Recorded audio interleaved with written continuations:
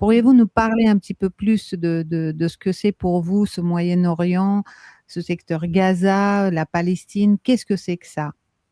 Alors, c'est une expérience personnelle que j'ai vécue quand j'étais vraiment très jeune, puisque je suis partie au kibbutz poussée par la curiosité et le mal de vivre. Le mal de vivre beaucoup, la curiosité peut-être encore plus. Je suis allée voir ce que c'était qu'un kibbutz. Ça me permettait de mettre une distance entre ma famille et moi, et puis surtout d'aller voir si ce qu'on racontait sur Israël était vrai ou pas, parce que j'évoluais à cette époque-là dans un milieu très très gauchiste qui était très violemment anti-israélien et pro-palestinien, ce que je constatais. Moi, je n'avais pas d'éléments pour juger.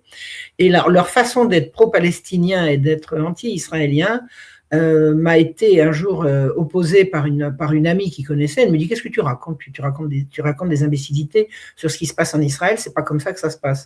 Donc j'ai voulu aller voir, voilà, par curiosité, pour aller vérifier. Et dans le milieu gauchiste dans lequel j'évoluais, Israël, c'était le diable. C'était vraiment le diable. C'est-à-dire, les Israéliens, ils avaient tous les vices, les Palestiniens, ils avaient toutes les qualités. Bon, je sais bien que la vie, ça marche pas comme ça, mais voilà. Donc j'ai voulu aller voir et j'ai été absolument éblouie de ce que j'ai découvert. Alors à la fois éblouie de ce que j'ai découvert et furieuse de comparer avec ce qu'on me racontait. Alors j'ai retrouvé plus tard des livres qui ont été écrits par des anti-israéliens prétendument distingués qui racontaient les mêmes imbécilités. Par exemple, les chrétiens n'ont pas le droit d'entrer dans un kibbutz. Quoi entrer? Il n'y a peut-être pas de chrétiens membres du kibbutz, encore que j'en sais rien. Il y a certainement des chrétiens mariés avec des Israéliens qui deviennent membres, si tant est que ça existe. Enfin, j'en ai pas rencontré, mais je sais que c'est potentiellement possible. Mais surtout, ce qu'on me racontait, c'est que les chrétiens n'avaient pas le droit d'arriver au kibbutz. Bon, moi, quand je suis arrivée au kibbutz la première année, j'y étais à la période de Noël. Des amis israéliens spontanément m'ont emmené à la messe de minuit à Bethléem. Comme ça, je leur avais rien demandé. Donc voilà, c'est une façon très, très spéciale d'être anti-chrétien. On me racontait que les kibbutz, c'était une invention ashkénaze, c'est-à-dire originaire des juifs originaires d'Europe centrale, et que les séfarades n'y avaient pas accès. Tu parles, c'est n'importe quoi. C'est n'importe quoi. J'ai tout de suite vu que c'était pas vrai. Et surtout, j'entendais un discours particulièrement hystérique sur l'éducation, sur le travail. On allait, pour ces gens-là, on allait au travail au coup de sifflet, quoi. C'était une espèce de camp militaire. On allait au travail au coup de sifflet.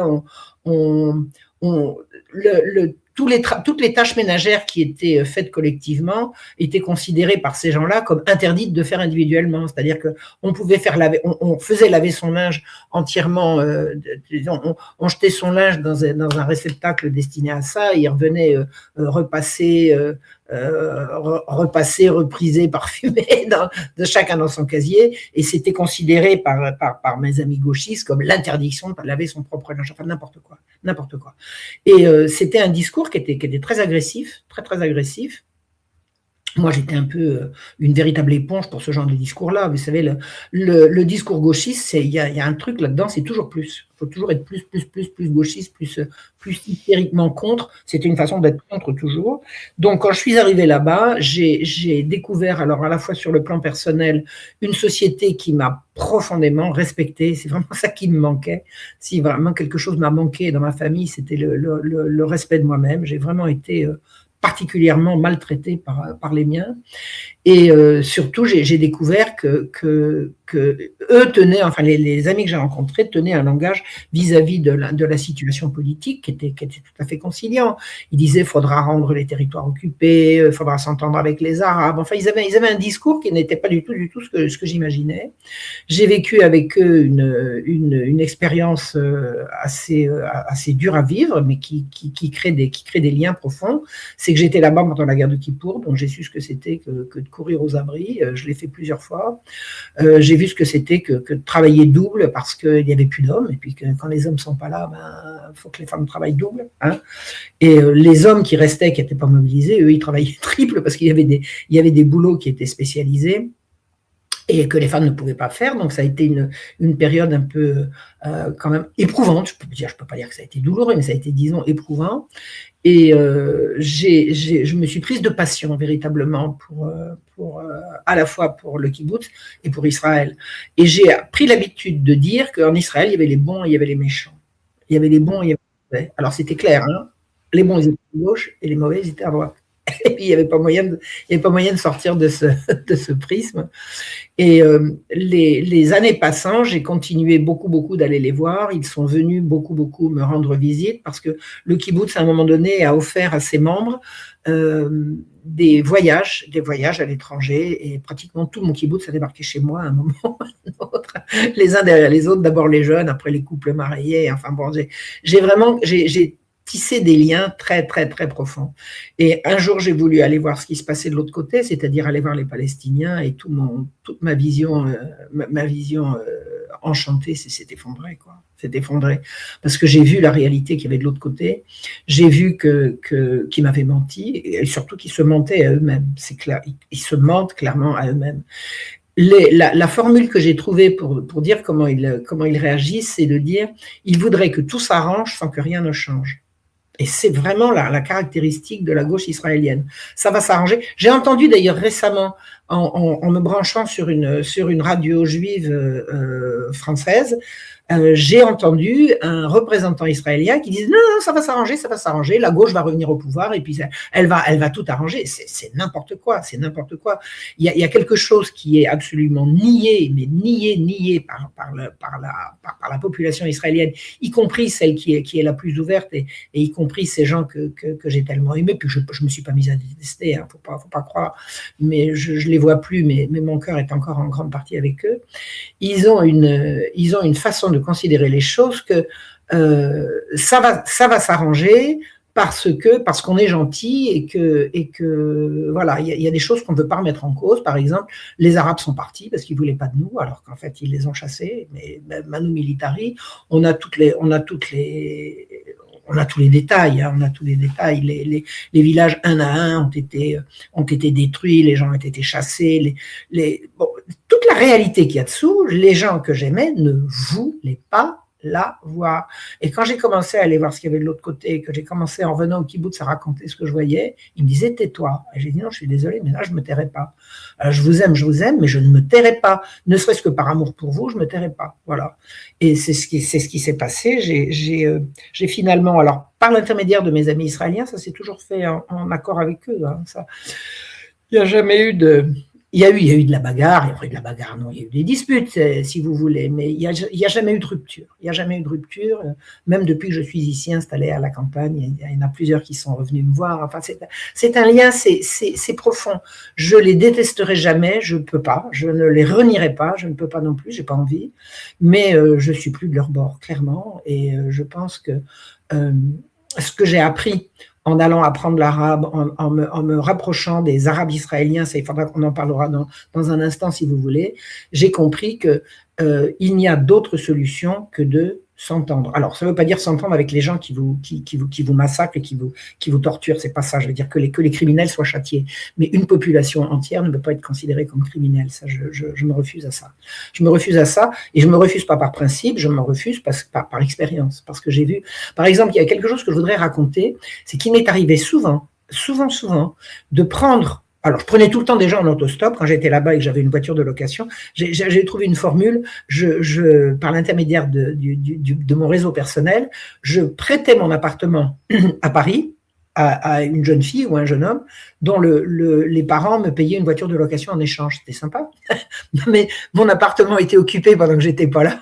Eux, ça leur faisait un séjour en plein cœur de Paris gratuitement. Et moi, pendant ce temps-là, je roulais avec une voiture de location. Donc, en roulant beaucoup, j'ai vraiment roulé dans toutes les routes d'Israël, au nord, au sud, à l'est, à l'ouest. Je suis allé absolument partout. J'ai toujours pris des autostoppeurs. Et tant qu'à faire, pas des autostoppeurs que tout le monde prend, mais des gens qui sont un peu à la marge, quoi. Genre une femme avec un bébé, hop, tu montes, un jeune homme, un arabe, enfin bon, n'importe. Et je me suis rendu compte que dans le huis clos d'une voiture, on peut faire changer du tout au tout le discours de quelqu'un. J'en ai fait plusieurs fois l'expérience, c'est pas une seule fois. du genre, alors qu'est-ce que tu penses de la situation? Ouais, ces Arabes, ils nous emmerdent, etc. Oui, mais tu crois pas que, etc., etc. En poussant dans les retranchements, et puis à différentes reprises, il y a des gens qui ont dit, mais tu sais qu'on peut pas dire ça, on peut pas dire ça ici, on peut pas le dire. Donc, dans le huis clos de la voiture, j'ai compris que le discours unanimiste, violemment anti-arabe, violemment raciste et tout, c'est un vernis, c'est une carapace que les gens se donnent pour pouvoir être acceptés, pour passer sous les radars, pour pas se faire agresser, et que ça n'était pas profond. Et j'en ai vraiment fait l'expérience. Un jour, je me suis retrouvée dans un bureau de poste avec j'avais un gros paquet à renvoyer en France, et les deux préposés me disent, ah, il y en a un qui dit, ah, t'es française, ah là là, les Français ils sont ceci, ils sont cela, et puis ils commencent à gueuler contre la France qui était antisémite, machin. Je lui dis, j'ai dit, oh là, pas de ça avec moi, et je lui fais une ou deux remarques en disant, et ça qui s'est passé cette semaine, c'est quoi? Et le gars qui m'a terminé mon paquet, brusquement, il s'est lâché, il dit, mais c'est vrai ce que tu dis, de toute façon, la France, c'est le plus beau pays du monde, c'est extraordinaire, moi, je sais pas pourquoi j'ai quitté, on était bien là-bas et tout. Tu sais, vous savez, on donne l'occasion aux gens de sortir du stéréotype, et brusquement, ils se lâchent. Et j'ai même entendu ça un jour à la radio. C'était pas, je participais pas, hein, c'était un gars qui partait, il disait, c'est scandaleux tout ce qu'on raconte, et puis la journaliste à la radio, elle l'a retourné comme une crêpe. On peut pas publiquement tenir un discours qui ne soit pas hystériquement patriotique, hystériquement anti-arabe, alors que c'est pas vraiment ce que les gens pensent. C'est pas vraiment ce que les gens pensent. Maintenant, aussi longtemps que la situation sera ce qu'elle est, c'est-à-dire cette situation de guerre tendue et puis d'atrocités commises contre les Palestiniens, c'est insoutenable. Moi, j'ai appris quand même qu'il y a des psychiatres en Israël qui quittent le pays parce que la tâche est trop lourde. C'est-à-dire que les soldats qui reviennent de commettre des atrocités, là-bas, ils font les kékés, on s'en fout, ils rentrent à la maison, ils se mettent à battre leurs femmes et leurs enfants, ils deviennent dingues, ils ont conscience, ces gens-là, pas tous. On a bien vu qu'il y en a qui n'en ont pas. Mais il y en a véritablement qui ont une conscience, et ceux-là deviennent fous, et ils rendent fous leur propre thérapeute. Il y a des psychiatres qui quittent Israël parce qu'ils ne veulent plus avoir à soigner des folies comme ça. Donc, l'approche que j'ai concernant le Moyen-Orient, c'est revenez à ce qui a toujours existé. On vivra, vous vivrez, vous voulez vivre, enfin, vous voulez pas. Je connais un tas d'Israéliens qui ne veulent surtout pas vivre à côté des Arabes. Ils sont capables de s'installer dans un pays arabe. Hein. Si on ne veut pas vivre avec des Arabes, il n'y a pas à aller les chercher. Mais il y en a énormément qui ont parfaitement la possibilité, en réinstaurant le respect et en écoutant la réalité de l'autre, de vivre ensemble. Et c'est comme ça que ça se passait avant. C'est comme ça que ça se passait avant la création de l'État d'Israël, avant la colonisation sauvage. Il y avait être palestinien, c'était être soit juif, soit musulman, soit chrétien, et ils étaient tous arabes. Il y avait des juifs arabes. Arabe, c'est une langue. Il n'y a pas de race arabe, véritablement. Arabe, c'est une langue. On est arabisé, on peut être arabisé si on vit dans un pays arabe et que ses enfants deviennent arabes locuteurs arabes de naissance. Donc, ils étaient tous arabes, ils étaient de 3 religions différentes, et ils vivaient très bien ensemble. Qu'est-ce qui s'est passé? Il s'est passé l'invasion, enfin tous ces bateaux qui déchargeaient et encore. Et surtout, alors avant qu'il y ait des bateaux qui déchargent encore et encore en très très grande quantité, il y avait des bateaux qui arrivaient, qui laissaient passer non seulement des migrants, mais des armes. Les Anglais ont beaucoup charrié des armes. Et entre les 2 guerres mondiales, il y a eu énormément d'exactions commises contre les Palestiniens, énormément. Il y a eu une grande grève qui s'est retournée contre ceux qui l'ont faite, parce que les Palestiniens, quand ils se sont mis en grève pour protester contre la mainmise sur leur terre et sur leur pays, ils ont été remplacés par les Juifs qui ne demandaient qu'à prendre le travail des Arabes. Donc ça a été dramatique. Et la création de l'État d'Israël, quand c'est arrivé, ça faisait déjà 50 ans que les exactions contre les Palestiniens augmentaient de jour en jour. Et il suffit de regarder une carte. D'ailleurs, il y a plusieurs sites qu'on trouve sur la toile, des sites très très intéressants, qui vous montrent ce que c'est, tous qui ont compulsé et publié tout ce qu'on savait de tous les villages détruits. Et c'est comme ça que j'ai retrouvé le village sur lequel a été installé mon kibboutz. et plusieurs autres villages alentours, et j'ai reconnu les lieux, Alors ça a été passé au bulldozer, ça a été dynamité, et tout ça, mais je reconnais quand même, il y a certaines grottes, certains lieux, un moulin, un truc comme ça, j'ai dit, ah c'est là, c'était bien là. Donc voilà, la réalité israélienne, c'est que c'est un pays qui s'est installé sur une terre dont ils ont chassé les habitants. Ils les ont chassés, c'est comme ça que ça se passe, c'est comme ça que ça s'appelle. Et les gens de gauche, chez qui j'étais, se donnaient bonne conscience en disant ils sont partis parce qu'ils ne voulaient pas de nous. Bon, ben, ça, c'est vous qui ne voulez pas d'eux, c'est vous qui ne vouliez pas d'eux et c'est vous qui les avez chassés. Donc il y avait encore. J'ai même entendu certains réfléchir très sagement, philosophiquement à Paris lorsqu'ils parlent de Palestiniens, lorsqu'ils parlaient des Arabes palestiniens, ils disaient mais voyez, personne n'en veut. C'est incroyable. Mais moi, je ne veux pas des Palestiniens. Moi, je les veux chez eux. Bah oui. Non, mais bien sûr, personne n'en veut, mais à quel titre on en voudrait? Je veux dire, c'est fou, quoi. Oui, c'est vrai, j'ai déjà entendu ça, personne n'en veut, mais c'est normal.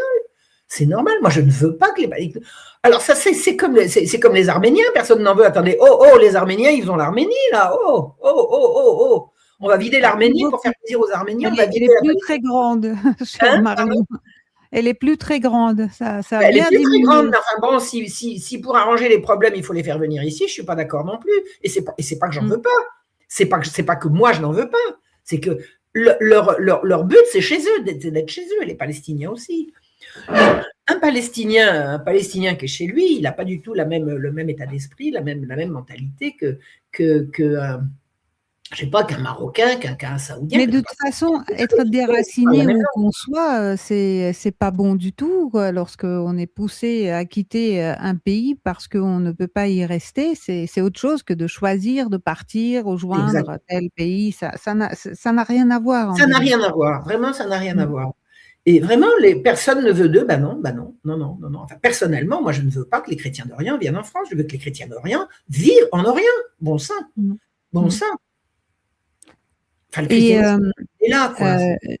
Ouais. Chère Marion, justement, lorsqu'on constate ce qu'on a constaté par sa propre expérience, est-ce qu'il n'y a pas eu quelque chose d'assez irréversible qui s'est passé et qui s'est installé jusqu'à nos jours depuis le 7 octobre, le fameux 7 octobre?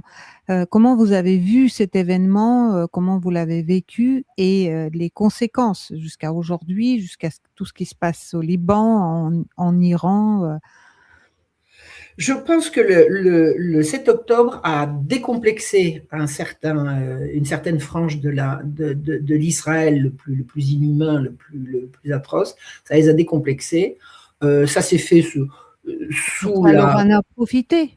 Oui, bien sûr. Non, attendez, les mensonges qu'ils ont racontés. Alors moi, j'ai assidûment cherché les informations en Israël pendant la période. Je regardais la télévision israélienne, comme je parle hébreu, c'est plus facile de passer sans une traduction. Et j'ai bien vu que il y a des journalistes israéliens qui ont pris des gens du kibboutz à côté et dit mais pourquoi vous mentez comme ça? Pourquoi vous mentez comme ça? Pourquoi vous racontez des cracks? Pourquoi vous racontez qu'ils ont rôti des enfants? Et alors, il y a un gars qui disait « Ah bah oui, mais enfin, c'est la guerre, il faut bien. » Et il dit « Et après, vous n'êtes pas d'accord parce que les gens ne vous croient plus pour les chambres à gaz. Vous vous rendez compte? Vous mentez en direct en racontant des trucs dont vous savez pertinemment que c'est complètement faux. Vous mentez délibérément et après, vous n'êtes pas d'accord parce qu'on ne vous croit plus. » Vous vous rendez compte de la gravité du truc? Donc, le 7 octobre, c'est quoi? C'est une opération, je pense, de la résistance palestinienne qui a été largement supervisée par les Israéliens, qui étaient parfaitement d'accord et qui en ont profité pour faire ce qu'ils ont fait après, c'est-à-dire raser Gaza. C'est une épouvante. Moi, j'en dormais pas. La première fois que les Israéliens sont rentrés dans Gaza, c'était combien? C'était 2014, c'était quand? C'était il n'y a pas si longtemps. J'étais complètement affolée. J'ai dit comment peut-on envoyer des bombes sur un pays aussi, sur un territoire aussi surpeuplé? Mais là, c'est épouvantable ce qui s'est passé. C'est épouvantable. Et moi, j'ai plus des amis là-bas. J'ai encore des relations parce que mes amis sont morts. Moi, j'étais bien avec Fathi Arafat et tout son petit staff. Tous ces gens-là maintenant n'y sont plus. Fathi Arafat est mort.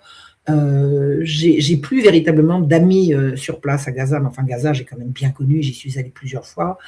J'ai vu, c'est une honte. Déjà, Gaza, c'était une honte ce que c'était en temps de paix, mais maintenant, ça dépasse l'entendement. Et ils font la même chose en Cisjordanie. Ils font la même chose en Cisjordanie.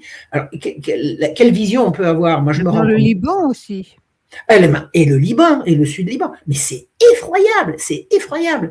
Et je constate que il y a eu un renversement total.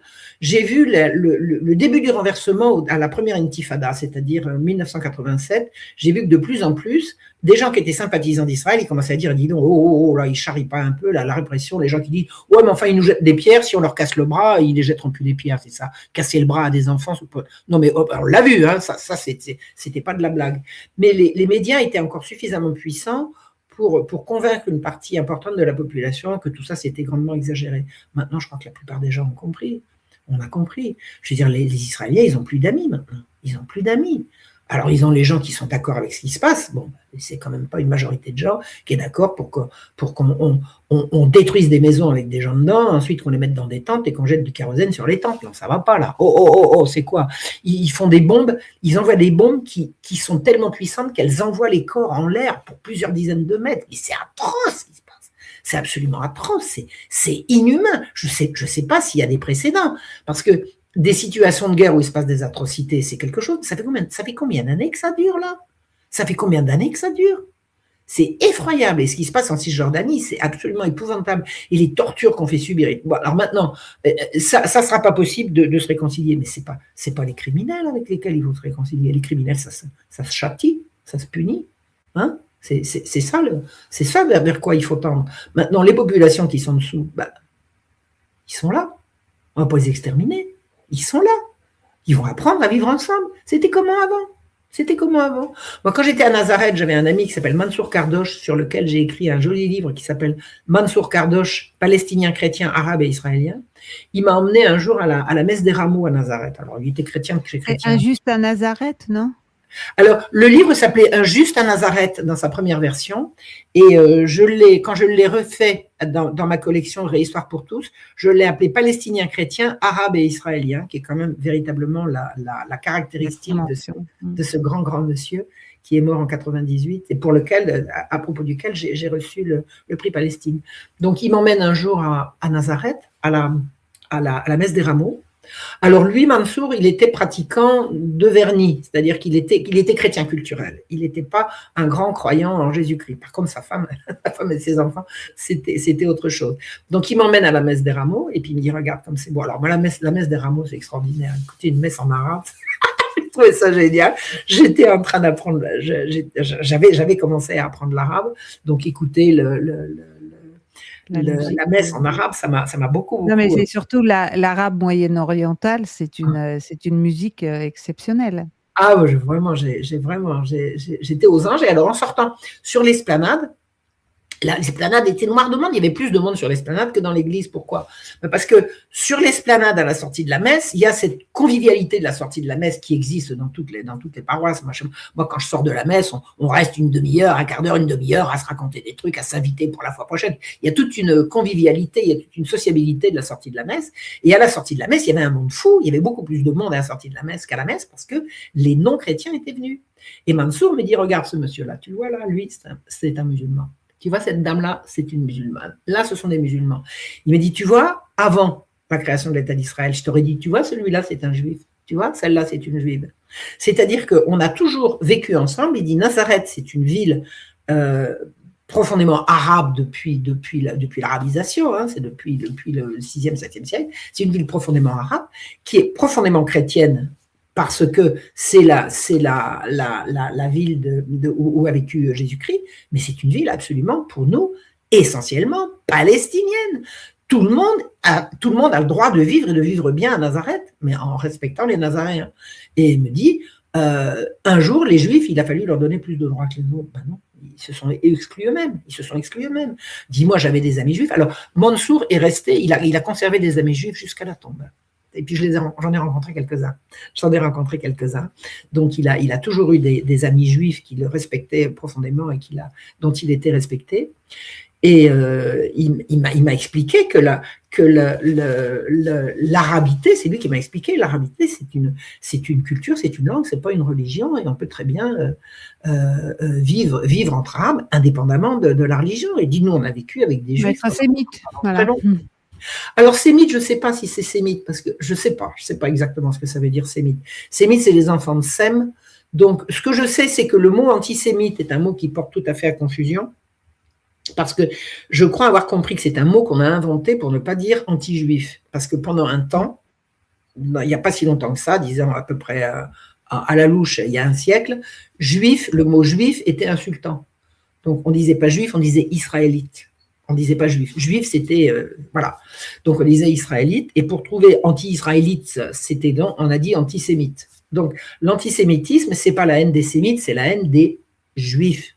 Voilà, c'est un mot pour désigner très précisément. Oui, puisque d'ailleurs les juifs ashkénazes, qu'est-ce qu'ils ont de sémites Exactement. Absolument, sont des khazars, ils n'ont rien de sémite. Donc, je ne reprends pas le truc en disant je ne peux pas être antisémite parce que je suis arabe, puisque les arabes sont des sémites. Si, à partir du moment où on a compris qu'être antisémite, ça veut dire avoir la haine des juifs en général, c'est ça que ça veut dire et ce n'est pas autre chose. Voilà, donc Mansour m'a expliqué qu'il n'y avait absolument pas de haine anti-juif avant, et il a connu avant. Il est né en 1920, 20 ou 21, je me souviens, je crois que c'est 1921, comme ma maman, et lui, il a connu la Palestine d'avant. Alors lui, quand il est né, là où il a grandi à Nazareth, il a quand même vu arriver les conquérants, mais ils chassaient pas encore les gens de chez eux. Ils ne chassaient pas encore les gens de chez eux, clairement, ce n'était pas ça. Et lui, il a vécu le renversement de ce qu'on appelle la déclaration d'indépendance d'Israël. Il l'a vécu par la prise militaire de Nazareth. Il était à Nazareth et des camions, des blindés légers sont arrivés, tac, tac, tac. Ils sont passés avec des haut-parleurs dans toutes les rues, couvre-feu, couvre-feu. Ils ne savaient pas ce que c'était qu'un couvre-feu. C'est quoi un couvre-feu? Tac, tac, tac, tac, tac, tac. Ah, couvre-feu, c'est quelqu'un qui est sorti de chez lui, on a compris. Et ils sont rentrés dans un régime de terreur du jour au lendemain. En quelques heures, ils leur ont coupé l'électricité. À partir de maintenant, c'est nous qui commandons. Tac, tac, tac. Et voilà. En 3 jours de temps, et les jours qui ont suivi, Nazareth s'est rempli de tous les villages alentours qui ont été détruits. Et Mansour m'a expliqué, en 1948, au printemps 48, ils étaient 35 dans son appartement. Lui, sa femme, ses enfants, et les voisins, les cousins, effrayant. Et effrayant. Les destructions de villages, alors maintenant, j'ai une expérience, j'arrive à repérer un village détruit. Vous savez comment on reconnaît un village détruit? Quand vous voyez des cactus au milieu de nulle part, les cactus, c'était les haies naturelles pour les troupeaux. Donc, quand les villages ont été détruits, les cactus ont été détruits, mais ils repoussent. Et de temps en temps, vous voyez une haie de cactus au milieu d'un parking, un truc comme ça. C'est signe qu'il y avait un village là. Voilà.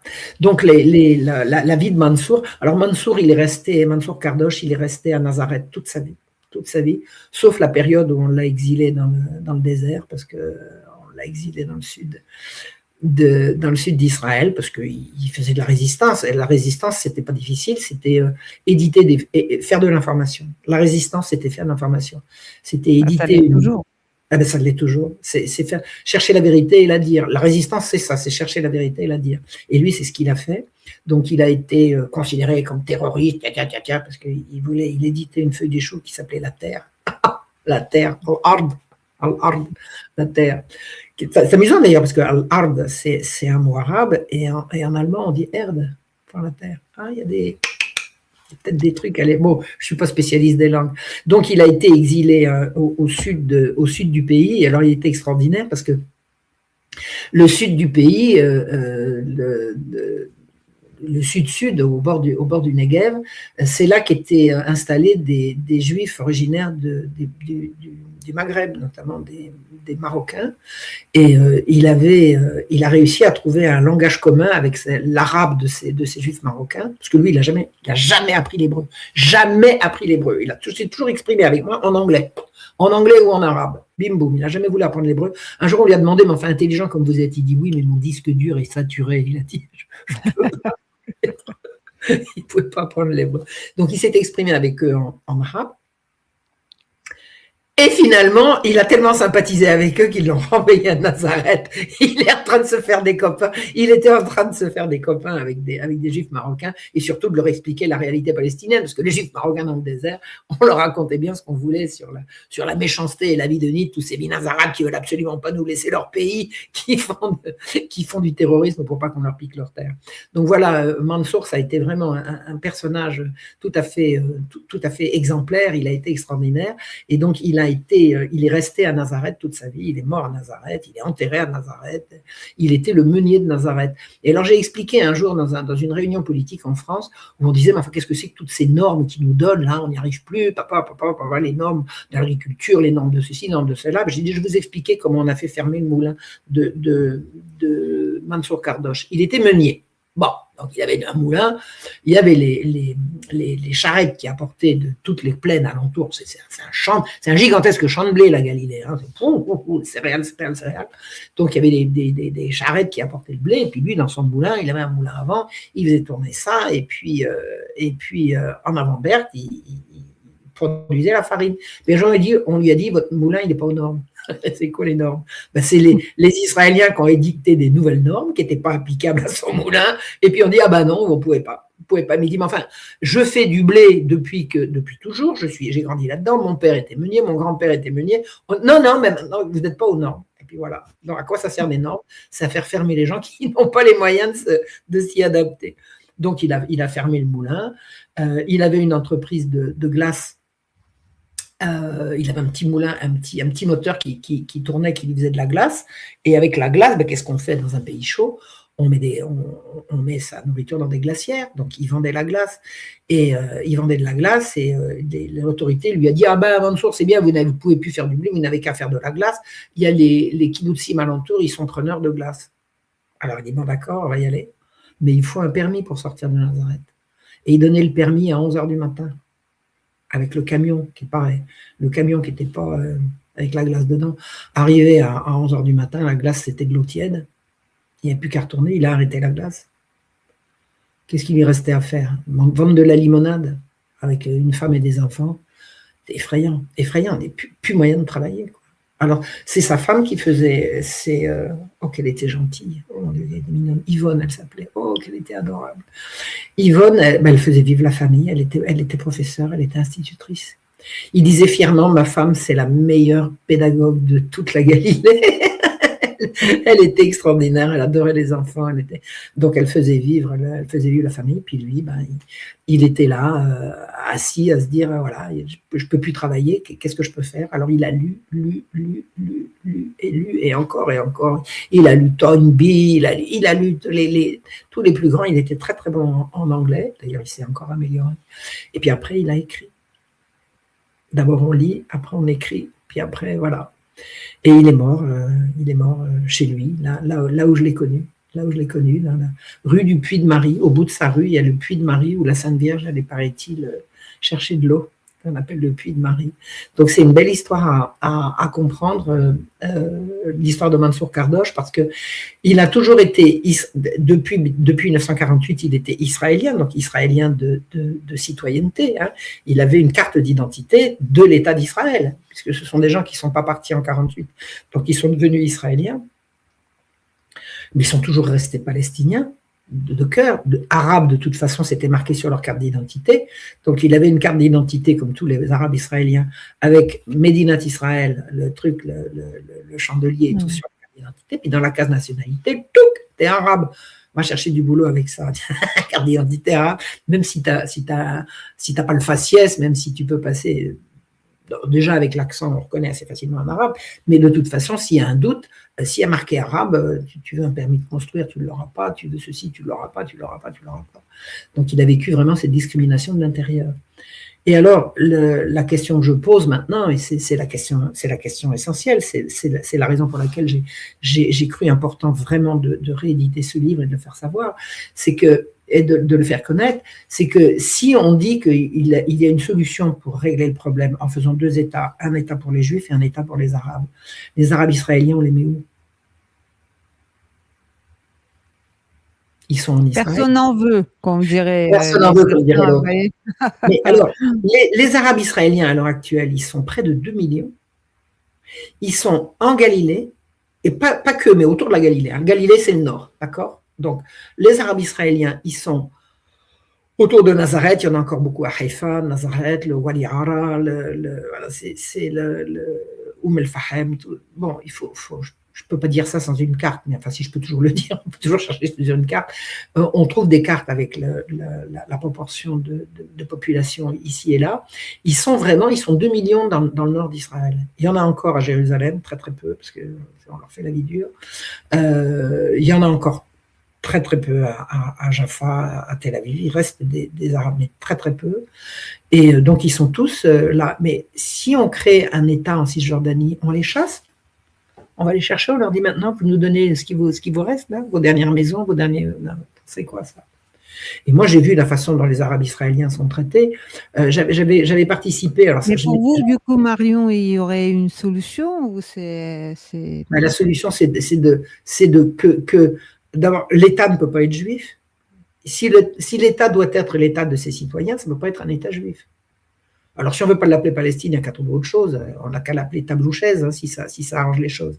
Mais, bon, j'ai bien compris que les Palestiniens, parce que ça soit la Palestine, parce qu'il y a une antériorité sur des siècles et des siècles. Palestine, ça vient de Philistin, donc c'est vieux. Mais ce que je veux dire, c'est que si on crée un État en Cisjordanie, d'abord, il faudra faire un pont ou un tunnel pour relier Gaza, mais les Arabes israéliens, on les met où? Et je sais que le rêve de beaucoup d'Israéliens, c'est de les chasser. C'est-à-dire que la solution à deux États est une solution pour faire de l'épuration ethnique enIsraël même. Et là, officiellement, ils n'en veulent pas. Pardon? Officiellement, ils n'en veulent pas. Mais de personne la solution à deux États. Mais personne n'en veut. Mais tous les Palestiniens qui sont en Cisjordanie et qui sont réfugiés, ceux de Gaza qui sont réfugiés, ils veulent retourner là d'où ils viennent. Là d'où ils viennent. Incidemment, le village qui a été rasé pour installer mon kibbutz, il y a encore la place. Hein. Il y a encore la place. C'est les vaches qui occupent le truc. Les vaches, on peut les confiner un peu plus loin. Hein. On peut les confiner un peu plus loin. Et il y a la place. Mansour disait tout le temps ça. Il dit il y a la place pour tout le monde. Il dit il y a la place également pour une coopération entre tous. Mais avec respect. Arrêtez de parler à notre place. Et l'État, si l'État est juif, les non-juifs sont forcément, nécessairement discriminés. C'est par A plus B. Or, ce que réclamait, alors on dit, mais maintenant ils ne voudront plus, bah, évidemment, si on continue de les traiter comme ça, ils ne voudront pas, mais maintenant le but de la chose, c'est quand même que ça se calme, que les assassins soient, arrêtés, jugés, parce que là vraiment, on n'en fera pas l'économie, Si on ne châtie pas, s'il n'y a pas des punitions, la rancœur ne fera que, c'est impossible. C'est comme si au lendemain du génocide arménien, on disait allez, maintenant tout le monde le baiser sur la bouche, là, et puis on recommence la main dans la main. Oh. Commence par reconnaître déjà ce qui s'est passé. La reconnaissance de. C'est ce que d'ailleurs, j'ai fait un séjour en Afrique du Sud, et j'ai appris une chose là-bas. J'ai rencontré des Sud-Africains absolument extraordinaires. J'ai rencontré des gens absolument magnifiques qui m'ont expliqué ce que c'était que égalité et réconciliation. Ils ont dit si on ne veut pas quand l'apartheid sera terminé, que les uns et les autres, que les uns se ruent sur les autres et que ce soit la guerre de tous contre tous, il faut faire un processus de reconnaissance des crimes. Et il y a eu une commission qui a été mise sur pied. Alors, je ne me souviens plus exactement en quelle année c'était, mais c'était peu de temps après que je sois arrivée. D'ailleurs, la commission, elle continuait de tourner quand j'y étais. J'ai rencontré des gens qui m'ont raconté ce qui se passait. C'est extraordinaire. On prend des gens qui ont commis véritablement des atrocités contre les populations civiles, c'est qui sont rentrés dans le tas, qui ont passer les maisons au lance-flammes, enfin des trucs dégueulasses, quoi, dégueulasses. Bon. Et s'ils reconnaissent ce qu'ils ont fait, et s'ils demandent pardon, on les pardonne.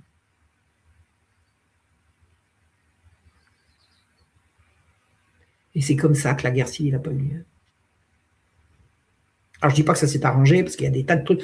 C'est encore un autre sujet. Hein. L'Afrique du Sud, j'ai un peu connu. Oui, c'est encore un autre sujet. une autre émission. Franchement, le truc, c'est tu reconnais, tu demandes pardon, tu peux repartir. Oh, c'est pas mal ça. Et jusqu'à présent, les Israéliens, ils n'ont pas voulu reconnaître.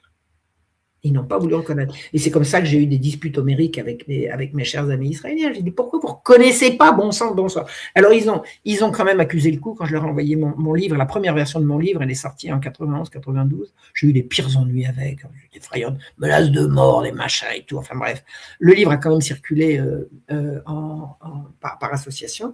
Et je l'ai envoyé à mes amis. Ils ont pleuré. Ils ont pleuré, ça veut dire qu'ils ont compris. Ils ont compris. Puis je les ai revus après. Enfin, je veux dire, la rupture, c'est pas faite. La rupture, c'est faite géographiquement parce que je peux plus y aller. Moi, je ne monterai même pas dans l'avion, donc c'est même pas la peine d'essayer.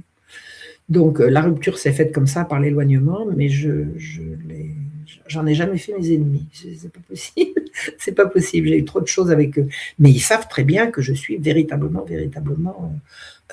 pro-palestinienne active, quoi. Vraiment. Et mes amis palestiniens le savent également. C'est comme ça. Mais du coup, pour faire un petit peu le retour sur les motivations de départ, vous êtes parti d'une famille de gauchistes qui n'aimaient pas, qui considéraient qu'Israël, c'était le diable. Le diable, ouais. Et vous êtes revenu avec quel bagage? D'abord que rien n'est simple. Rien n'est simple et tout se complique. Je suis revenue avec l'idée qu'on ne fait rien avec des mensonges et que le combat essentiel, c'est la recherche de la vérité et que quand on se lance dans ce combat-là, il ne faut pas lâcher. Et moi, j'ai défendu des Israéliens contre des Palestiniens, des Israéliens justes contre des Palestiniens injustes. Et ça ne me dérange pas de le faire. Donc, la vision que j'ai, c'est quelle est la vérité? Arrêtez avec vos...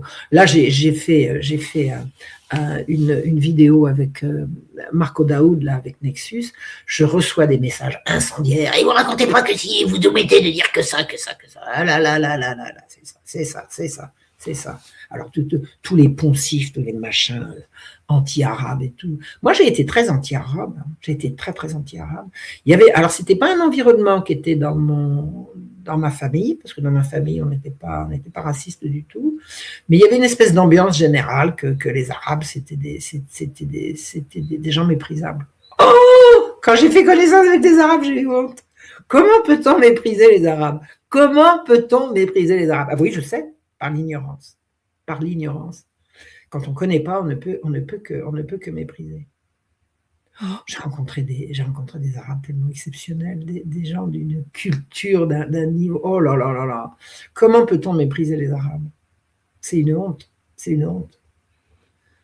Voilà. Donc c'est ce que j'ai. Ce que j'en ai rapporté, c'est que faut toujours chercher ce qu'il y a derrière. Des deux côtés. Et ça ne me dérange pas de dire des deux côtés. Mais Marion, avec cette expérience et à cette époque, quel était votre statut vis-à-vis, comment vous avez pu vous déplacer, être libre sur un territoire où il y a quand même les services secrets sont omniprésents. Quand j'étais au kibbutz, que j'avais une voiture de location, que je revenais au kibbutz, quand on me dit où est-ce que tu es? J'habite au kibbutz, machin chouette, donc je donnais l'adresse du kibbutz. Puis c'est devenu un petit peu plus compliqué quand j'étais chez les Arabes, mais j'avais toujours un pied en Israël même. Je veux dire l'Israël légal, il y a l'Israël et puis il y a les territoires, d'accord. J'ai quand même toujours j'avais toujours un pied en Israël. J'ai été assez copine pendant plusieurs années avec un député israélien, un député de gauche israélien, copine avec lui, avec sa femme. C'était un peu mon joker Un jour, il y a un gars qui me prend, il prend mon carnet d'adresse et puis il voit le nom du député. Il dit ah d'accord, ok. Et puis c'est comme ça que ça s'est fait. Je passais un peu entre les gouttes. Mais la dernière fois que j'y suis allée, j'ai été retenue à l'entrée d'Israël. Et là, c'était la première fois. Alors ils m'ont C'était en laissé quelle passer. année? Ça doit être 98 la dernière fois que j'y suis allée. Et là, j'irai plus. C'est plus possible. C'est plus possible. Ça, c'est pas. Je monte même Vous pas. avez vu ce qui s'est passé avec la flottille pour Gaza? Exactement. Non, mais c'est scandaleux. Enfin, je veux dire, dans les eaux internationales, mais c'est de la piraterie. Mais combien de temps ça. Mais comment est-ce que les régimes occidentaux, les régimes européens peuvent tolérer des trucs comme ça? C'est scandaleux, mais ça va se retourner contre eux. C'est pas possible autrement. Qu'est-ce que c'est que c'est? Mais c'est de la piraterie. C'est ça de la piraterie, non? La piraterie, Oui, c'est mais de en la dehors. piraterie, en Hein? plus avec une dimension pratiquement terroriste, quand on pose les gens comme ça, sous les caméras, on les maltraite et puis on leur fait subir un traitement pour leur faire passer un message. Ben, C'est, c'était le c'est, propre des pirates, ça. Ça, c'était le propre des pirates. Les pirates des Caraïbes, là, c'était leur façon de faire. Hein. C'était les atrocités commises par les pirates. Il y a une espèce de mythologie, le gentil pirate. C'était atroce, les pirates, la violence. C'est de la piraterie. C'est-à-dire, en mer, c'est le plus dégueulasse qui gagne. C'est le plus dégueulasse qui gagne. C'est le plus atroce et c'est ça la piraterie. Et alors en plus de ça, effectivement, devant les caméras pour dire gna gna gna, on vous emmerde, c'est nous les plus forts et tout, ça ne va pas durer, ça ne va pas durer. Moi je pense qu'Israël a mangé son pain blanc maintenant, c'est bientôt fini, c'est bientôt fini. Vraiment. Si les Israéliens, si le système israélien n'avait pas un besoin impérieux d'avoir l'approbation des peuples, ils auraient dépensé beaucoup moins d'argent et beaucoup moins d'énergie à mentir. Donc ils ont menti parce qu'ils voulaient qu'on les croie, ils voulaient qu'on ait de la sympathie pour eux. Et la sympathie, ils l'ont perdue. Ils l'ont perdue. C'est clair, on les voit Est-ce maintenant. que seulement c'était une sympathie adossée à un sentiment de culpabilité? Il fallait que nous, on continue à se sentir coupables. Il y a D'une cet part, aspect-là. ouais, il y avait aussi, je crois qu'il y a eu beaucoup de la rancœur vis-à-vis des Arabes par rapport à la guerre d'Algérie. Je pense qu'il y a eu pendant un temps une espèce de revanche par Israéliens interposés. Tu vois, mais moi, j'ai pas de l'Afrique du Nord, je n'ai aucun lien avec l'Afrique du Nord, à part les séjours que j'y ai fait avec des amis que je m'y suis fait. Mais j'ai aucun lien de parenté avec des gens venant d'Afrique du Nord. Donc je n'ai pas grandi dans ce mépris des Arabes, mais j'étais quand même un peu imprégnée moi, les Arabes que je connaissais quand j'étais gamine, c'était les travailleurs immigrés. Ils étaient pauvres, ils étaient pas propres, tu vois, voilà. Ils étaient jamais méchants, ils étaient même très très gentils, mais on pouvait les regarder de haut. Et quand j'ai commencé à rencontrer des Arabes, enfin que j'ai commencé à vivre au milieu d'eux, j'ai dit comment peut-on mépriser les Arabes? Ça me semble, c'est hallucinant. C'est hallucinant. Ça n'est que de là. Et tout le discours pro-israélien, il est fondé sur. Alors maintenant, on appelle ça la haine de l'islam. La haine de l'islam, c'est arrivé après. Au début, c'était la haine des Arabes, et puis après. Alors la haine de l'islam, c'est arrivé peu avant 1987. C'est là que le projecteur s'est déplacé de la haine de l'arabe, la haine des nationalistes palestiniens à la haine du Hamas enfin bon, moi j'étais là-bas quand les Israéliens ont mis sur pied le Hamas. On l'a vu arriver. Le cheikh, comment il s'appelait? Cheikh Yassine, c'est ça? Oui, c'est le Cheikh Yassine, qui est arrivé il est arrivé par le pont Allenby, par la Jordanie, si je me souviens bien. Et les Israéliens l'ont accueilli, ils l'ont envoyé à Gaza. Et puis le gars, il a fondé quoi? Parti musulman, le Hamas. Voilà. Et je me souviens qu'il avait dit. Il avait contrepoids justement pour le Hezbollah, non? Déjà à cette époque? Oui, c'est ça. Je crois que c'était ça. Non, mais c'était surtout pour affaiblir les nationalistes. Parce que le véritable ennemi, à ce moment-là, avant l'arrivée des islamistes, l'ennemi, c'était Arafat, Arafat, Arafat, Arafat. C'était les nationalistes. Et c'est Fatih Arafat qui m'a longuement expliqué ça. Et il m'a dit, quand on a vu arriver le Cheikh Yassine, il dit, ben ça y est, c'est les Israéliens qui nous envoient. Alors, j'ai un témoignage à apporter, quand même, qui est très intéressant.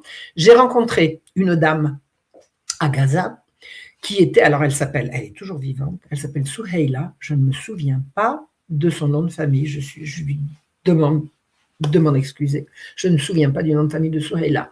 C'était une chrétienne, elle était directrice à Gaza de l'hôpital Al-Ahli, qui a été rasé par les Israéliens, ils ont rasé. J'ai reconnu les lieux, j'ai reconnu les pavés du... Ah là là, ils ont... Bref, elle était en son temps, c'est-à-dire dans les années 80, elle était directrice de l'hôpital Al-Ahli.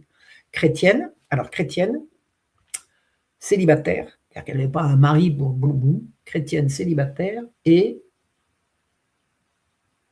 chrétienne célibataire, directrice donc elle avait que des hommes sous ses ordres. Hein?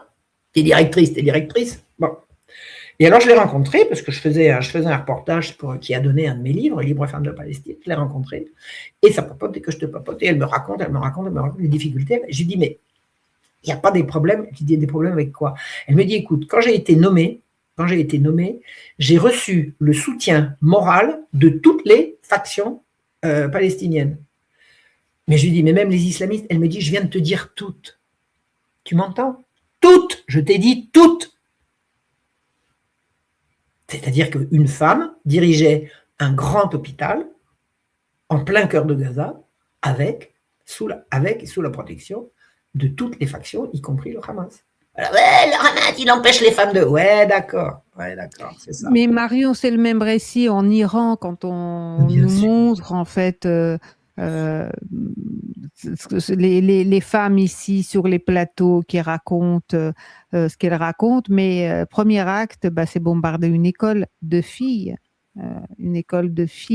alors qu'on nous dit que les filles ne sont pas éduquées. Bien sûr qu'ils ne sont pas éduquées une fois qu'on bombarde leur école. Alors j'aime bien parce que l'Iran, les filles ne sont pas éduquées, mais il y a plus de femmes ingénieurs que d'hommes ingénieurs en Iran. À part ça, elles ne sont pas éduquées. Ah oui, peut-être la proportion justement d'ingénieurs par tête d'habitants, elle est plus importante en Iran qu'en France. Ah ben ça c'est clair. Mais d'une part d'ingénieurs en général et de femmes ingénieurs en particulier. Oui, c'est clair, ça c'est sûr. Les Iraniennes, il y a plus de diplômées iraniennes que de diplômés iraniens. Il faut le savoir quand même. Ouais. Donc, mais à part ça, on va les libérer. On va les libérer à coup de bombe. Ouais, c'est bien ça, c'est bien. Ouais. Donc Souheila, elle est, alors je l'ai jamais revue parce que je ne suis pas retournée là où elle était, mais j'ai pianoté sur Internet. Elle est maintenant en Cisjordanie et elle est toujours combattante, quoi. C'est les deux femmes extraordinaires que j'ai rencontrées. Enfin, j'en ai rencontré plein des femmes extraordinaires. Je n'ai pas écrit un livre qui s'appelle Libre femme de Palestine sans avoir rencontré des femmes d'exception. Mais ces deux figures vraiment importantes on pourrait dire de la dissidence israélo-palestinienne, c'est Ruchama Marton, qui a créé avec Mustafa Barghouti une association véritablement très, très active de coopération entre médecins juifs et médecins arabes. C'est une association absolument magnifique que je raconte dans Libre femme de Palestine. Et Souheila, qui à Gaza, à contre vents et marées, continué de faire tourner son hôpital malgré toutes les tentatives de les dresser les uns contre les autres. Elle dit jamais, jamais, jamais. Jamais, jamais, jamais, je n'ai eu le moindre souci. Et elle a dirigé des hommes. Elle dirigeait des femmes, elle dirigeait des hommes. Tous les médecins de l'hôpital qu'elle dirigeait étaient sous sa responsabilité et sous ses ordres. Voilà, c'est comme ça. Ça, c'est la réalité qu'il y a derrière. Donc, témoigner, dire la vérité. Et moi, je sais que le système veut absolument me faire taire parce que je ne dis pas des choses extraordinaires, je raconte la réalité. C'est la réalité qui doit pas atteindre le public. Mmh. C'est la réalité qui doit pas atteindre le public, c'est clair. J'ai compris. Quand j'ai vu comment ils se déchaînaient contre moi, c'est parce que je racontais des anecdotes vivantes, parce que je racontais des trucs vécus, des anecdotes vivantes et que voilà. Par exemple, quand je raconte que j'ai piqué des fous rires avec Fathi Arafat, les gens disent: «Ah bon?» C'est ils qui par rapport à Yasser Arafat? C'est sa femme? pardon? Et C'était son frère, c'était son c'est frère. son frère? Ouais, D'accord. c'était le petit frère. Ils sont morts à une semaine d'intervalle. J'étais doublement en deuil. Oh là là. Et alors, Fatih, il est mort d'un cancer. Et la dernière fois que je l'ai vu, il était déjà atteint de son cancer. Il avait déjà vraiment une mauvaise mine. Oh, miskin. Ah. Voilà, ben on a été amis pendant quelques années. C'était sympa. Il était marrant, il était clownesque. Il avait vraiment bien rigolé. Et pas qu'avec moi, hein, mais avec moi notamment. Et alors il m'a invité au Caire. J'ai connu Fathi Arafat à Genève, à Ramallah, à Gaza et au Caire.